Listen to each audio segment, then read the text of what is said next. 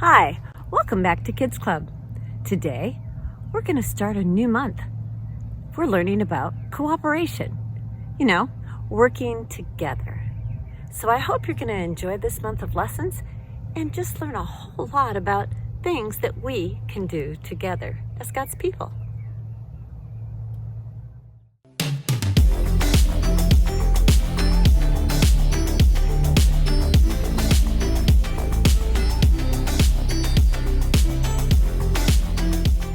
Hey everybody, my name is Haley, and as you can see, I love music. And I mean all kinds of music. Rock music. Country music. Hip hop. I love it all. But my favorite kind of music is the kind that involves cooperation. Cooperation is working together to do more than you can do alone. Take an orchestra, for example. It takes all kinds of cooperation for an orchestra to come together. They've got strings, woodwinds, brass, and of course, percussion. By themselves, those instruments sound just fine. But when they all play together,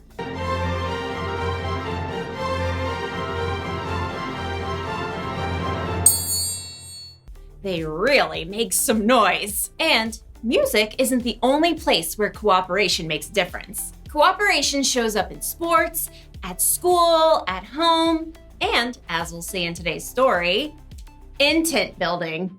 Really, really, really big tent building. You'll see what I mean. See you soon. Now for an amazing story, inspired by the book of Exodus. Though the Israelites had been slaves in Egypt for hundreds of years, God had led them to freedom in the desert, and now they had to build new lives and a new place where God could live among them. So God called out to their leader, Moses. Come up to me on the mountain. A thick cloud covered the mountain as God spoke with Moses. Tell the Israelites, you have seen for yourselves how I carried you on the wings of eagles and brought you to myself. Now obey me completely. If you do, then out of all the nations, you will be my special treasure. God gave Moses many rules and laws that would help keep the people safe, but God gave the most detailed instructions for something very special. Have them make a sacred tent for me. I will live among them. Make the holy tent and everything that belongs to it exactly like the pattern I will show you. Okay, ready, taking notes. Make 10 curtains out of finely twisted linen with blue, purple, and bright red yarn. Sew cherubim into the pattern. The curtains must be 42 feet long and 6 feet wide. Make loops out of blue strips.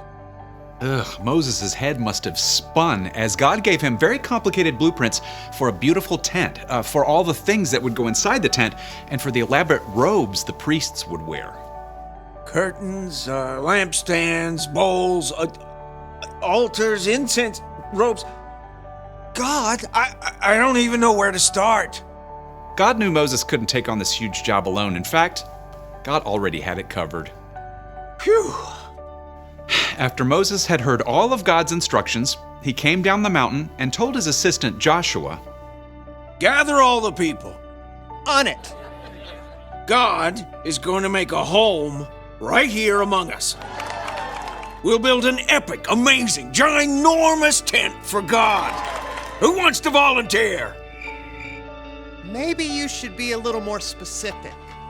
Good point. One thing at a time. Aaron? Moses pointed out his brother standing near the front. Right here! God has chosen you and your sons to serve as priests in the sacred tent. Oh, we're honored, but, we need the tent first. Exactly. We'll need a skilled craftsman to head up the whole project. Moses looked out over the crowd. Bezalel, son of Uri.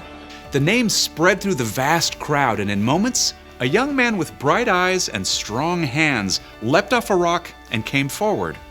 Bezalel, son of Uri, tribe of Judah, at your service. God has chosen you to lead everyone crafting the holy tent. Wow.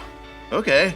Gonna need half a second here. Don't worry, God's filled you with His Spirit, with wisdom, understanding, knowledge, all kinds of skill. You're talking about me? Can you make beautiful patterns in gold, silver, and bronze? Well, yes. Can you cut and set stones? Yep. Work with wood? Absolutely. Craft as if Pinterest were already a thing? Theoretically, yes. God will give you all the help you need, starting with, Oholiab? Another man stepped up, smile lines crinkling his face. Hey, man, that's me. Yeah, God also had chosen you and given you special skill in all kinds of crafts. Oh, totally rad. And to top it off, God has given both of you the ability to teach others everything you know. All right, we're so on it. We'll train up an entire team. There was just one catch. We need to lay in supplies. Yeah, anyone seen a House Depot? How about tents to go? God will take care of it. We need everyone to help.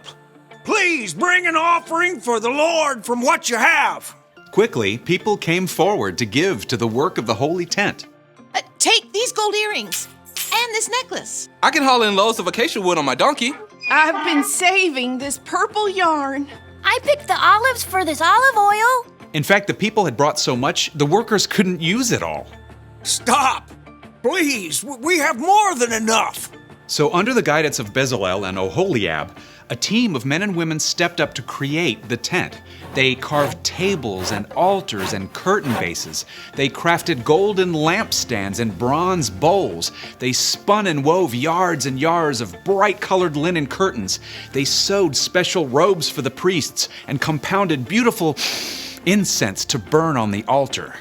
At last, the tent of meeting was complete. Moses and all the people gathered together once more. You have done the work just as God commanded. May God bless you all. When everything was finally in place and the priests were ready, a cloud covered the tent, and it filled with the glory of God that everyone could see.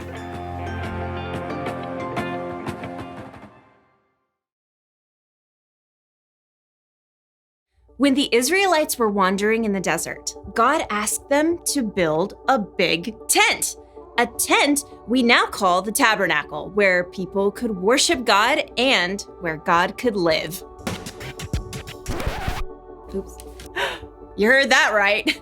God wanted to live with the Israelites in the desert inside of a big traveling tent. And God wanted the people to work together to make it. So, they needed people with all kinds of different gifts. Designers, people who could sew, people who could work with stone and fine metals. Plus, they needed teachers who could train people how to do all of those things. God knew that if they all worked together, they could make something incredible. God has always been big on cooperation. Think of Jesus. He could do so much on his own.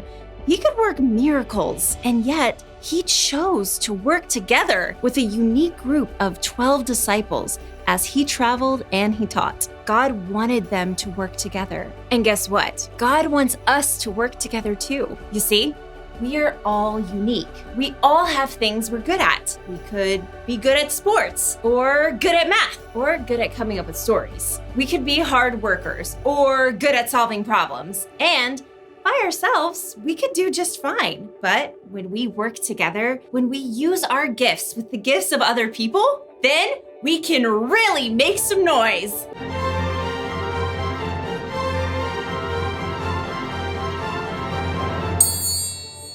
So here's the one thing to remember today. God wants us to work together. Working together helps us get things done faster. It helps us get things done better. Plus, it helps us to grow the relationships with the people all around us. And that is a good thing.